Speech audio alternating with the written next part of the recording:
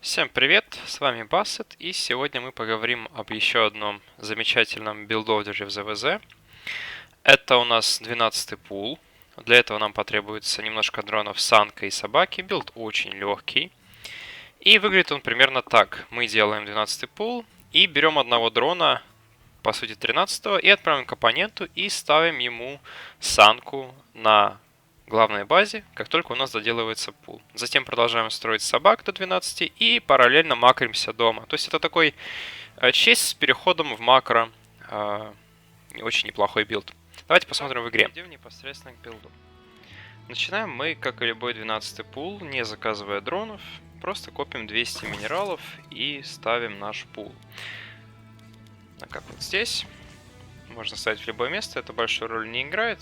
И теперь один момент. Как только мы заказываем первого рабочего, мы отправляем одного нашего дрона с минералов объезжать вокруг его оверов к его базе. Да? То есть посмотрим маршрут дрона.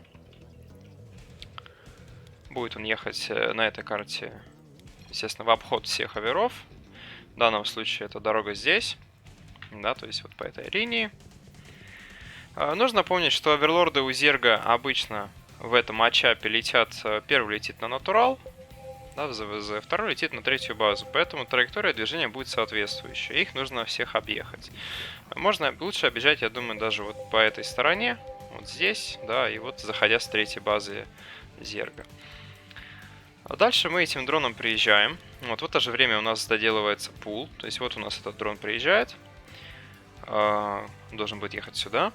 А у нас дома доделывается пул, и мы заказываем 6 собак, и должны заказать в итоге мы всего 12. То есть, как только у нас появляются личинки, мы заказываем собак.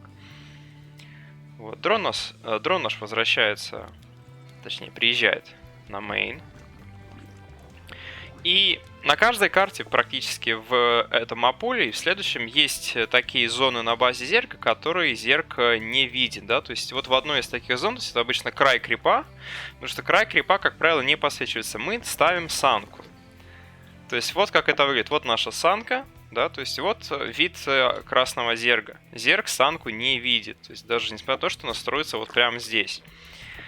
Наши собачки бегут через всю карту в это время. Пробегаем. Осанка строится, да, то есть и никак красный зеркало об этом узнать не может, только если он заранее там не оверлорда, а дрона куда-нибудь не поведет, не разведает, да, то есть или не пролетит оверлордом. Но оверлордом он не пролетит, потому что первый оверлорд уже улетел, второй тоже. Второй не стоял здесь, да, натурал он полетел тоже немножко по другой траектории. То есть получается никак мой оппонент об этом не знает и узнать не может. Наши собачки дальше прибегают и начинают бить хату. Теперь наша задача, если санка стоит таким образом, санка это не блокирует проход к второй базе. Поэтому ее мы не можем использовать как-то вот в микро между этими базами, поэтому используем ее немножко по-другому, да, то есть в такой ситуации Зерг, который подвергся атаке 12-м пулом, он должен вывести рабов, обычно это там 12 рабов, с первыми собаками и начать отбивать базу здесь. Вот, и поскольку он будет это делать, он, конечно, санку увидит, вот, но, опять-таки, ему нужно принять решение, то есть ему нужно принять решение или драться за эту хату, или же убирать эту санку как-то, да, потому что если Зерг эту санку не убирает, происходит вот что. То есть вы берете эту санку, перекапываете и отводите вот сюда, куда-нибудь за минеральную линию, да, то есть где она находится в хорошей позиции. То есть, как правило, Зерг должен или вернуться убить санку, или же он должен драться за эту базу, но при этом оставить санку здесь и потерять добывающих рабов, или просто уже иметь вот таких вот собачек на мейне, да, то есть если вы поставили эту санку в хорошую позицию, вы можете просто перебежать на мейн и уже принимать сражение здесь, то есть что я и делаю в данном случае. Красному Зергу очень сложно здесь что-либо сделать, потому что санка убивает собак, санка может также фокусить рабочих, если надо, и санка очень много времени нам выигрывает, да, то есть в это же время мы ставим хату. Нашу хату у нас, кстати, идет где-то на 1.40, и мы делаем королеву, как только у нас появятся свободные деньги. Собак мы всего заказали, напоминаю, 12. И мы дальше тратим деньги на рабочих и на королев. То есть нам в идеале поиметь 3 королевы и постоянно строить дронов. В это же время развлекая оппонента здесь на его базе.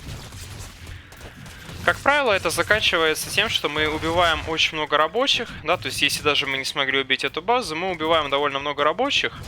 Вот, в данном случае погибло 6 рабов, королева погибла и много собак, да, то есть по потерям уже ситуация печальная, и я получаю большое преимущество, и мой оппонент решает выйти. Теперь давайте посмотрим, как выглядит этот билд при переходе в макро в моей игре против чемпиона АЕМ Катовицы корейского зерга Су. А вот уже другая игра, еще на старом мапуле, на старом патче, тоже с этим билдом, где я столкнулся с будущим чемпионом АЕМ Катовицы 2019 Су. Су тогда, естественно, находился в Польше и немножко тренировался на ладере, и мне удалось его поймать. Вот. Ну и при этом я прекрасно понимал, что, скорее всего, шансов у меня практически нет в макро, и я решил его чизить. Да, чизить именно этим билдом. То есть я делаю то же самое, как я описал. То есть я начинаю 12-м пулом. Вот заказываю одного рабочего и отсылаю вот где-то на середине кокона, да, то есть или, может быть, даже с личинки, в зависимости от карты этого рабочего. То есть карта Порт Александр. Вот почему нам это интересно, да, сейчас я объясню. На некоторых картах, да, то есть не забываем, что оверлордов мы также обходим, да, то есть вот его первый оверлорд летит сюда, ну и второй, естественно, на третью базу, как и в прошлой игре, вот, примерно. То есть на некоторых картах есть такая возможность поставить санку не где-то вот сбоку, да, где крипа, там или что-то подобное, а вот в ситуации, где такая санка будет находиться на краю крипа, и при этом она будет блокировать проход к натуралу, да, то есть к второй базе. И если он будет ее защищать, он будет постоянно сталкиваться с санкой, и вам можно удобно принимать бой рядом с ней. То есть мы продолжаем, делаем то же самое, собачки. Вот, и на 1.35, да, там на 1.40 мы ставим также натурал. Вот, ну и чуть позже мы еще закажем королеву, как только у нас накопятся деньги. Собачек делаем 12, это я уже говорил. То есть здесь, в этом положении, санка имеет больше преимуществ, потому что такая санка нам гарантированно позволит уничтожить базу здесь. И, скорее всего, позволит еще убить некоторое количество рабочих, да, то есть здесь Су выходит с первым дроном, видит санку, понимает, да, что, скорее всего, здесь ничего не сделать. Вот. В итоге он все-таки решает вывести рабочих и попробовать принять бой, тем не менее, да, вместе с собаками. Но быстро понимает, что это не получится, и теряет уже 3 дронов, то есть на старте, и при этом как-то еще пытается защитить эту базу. Но, честно говоря, это, конечно, плохая попытка. Да. Дальше делаются у него королевы, понятное дело. Здесь он отменяет и должен как-то вот эту проблему решать. Я тем временем ставлю тоже свою королеву, делаю дронов и постепенно перехожу в макро. То есть этот билд имеет переход в макро, то есть вы, скорее всего, не всех будете убивать сразу, особенно если на карте нет такой удачной позиции, как здесь. Да, то есть, ну, допустим, в текущем мапуле можно это делать на Эфемероне, на Тритоне, Врата Зимы и Акрополис, да, то есть насчет других карт не уверен, вот, но в будущем мапуле мы, конечно, все их посмотрим, и я даже запишу разбор карт отдельно. И вот, получается, мы можем оставить эту хату на очень низком количестве хп и просто отходить, да, отходить и пытаться убить королеву, забрать дронов и тянуть время, да, то есть мы всегда, скорее всего, сможем ее добить какими-то там 2 собачками и спокойно выиграть игру после этого. Здесь я забираю у Су королеву, отступаю. Вот. И, в общем-то, он вынужден, конечно, принимать здесь сражение, но я уже, естественно, с дронами я не сражаюсь. Я просто иду и добиваю хату, чтобы он точно не мог выйти в макро, да, то есть в этой ситуации. Хату он теряет, и при этом он теряет очень большое количество дронов, да, потому что санка стоит в хорошей позиции, он даже не может ее окружить полностью, потому что здесь есть такое пространство, да, и в итоге он теряет 7 дронов и хэтчери. То есть в данной ситуации у меня уже огромное преимущество на 5 дронов, на базу и на королев, да, то есть если такое у вас происходит, вы можете просто уже закрыться на 2 базах, желательно подвести одного оверлорда, посмотреть, и строится ли база у оппонента, ну и дальше главное отбиваться от собак, то есть это делается банально королевами на рампе и где-то одной санкой в минералах, там может быть под заказом собак, но в любом случае у вас уже очень большое экономическое преимущество. Потому что ваш оппонент не сможет скоро занять базу, и вы можете спокойно дрониться и немножко, может быть, даже подстраивать королев и боевых юнитов. Да, то есть в данной игре Су приходит ко мне, пытается как-то вот напрячь меня. Вынужден даже я отменить здесь самку. Вот, он даже убьет не одну королеву, по-моему. Или нет, все-таки не убьет. Да, то есть, ну, как видно, здесь уже с одной базы Зерк с таким количеством рабов он не может ничего сделать. Да, то есть это нереально практически, потому что только собаки здесь, естественно, не могут меня убить. Вот. Ну, естественно, Су вынужден дальше перестраиваться в макро. Но обратите внимание уже на разницу по дронам, да, то есть 21 дрон на 13. Да, у него и скорость, но это на самом деле мало что ему дает, потому что эту скорость он никак не может реализовать, никак не может мне нанести какой-то серьезный урон. Да, и хотя здесь я немножко сильно вкладываюсь в оборону, я в любом случае нахожусь в большом плюсе по экономике. В принципе, дальше у вас полностью развязаны руки, вы можете делать переход в любой вариант игры, вы можете пойти в мут, вы можете пойти в пуш с роучами. В данном случае у вас уже очень большое преимущество, и ваш выбор сильно на игру не влияет. Да? То есть в моем варианте я решил пойти в +1 на броню и потом в роучи.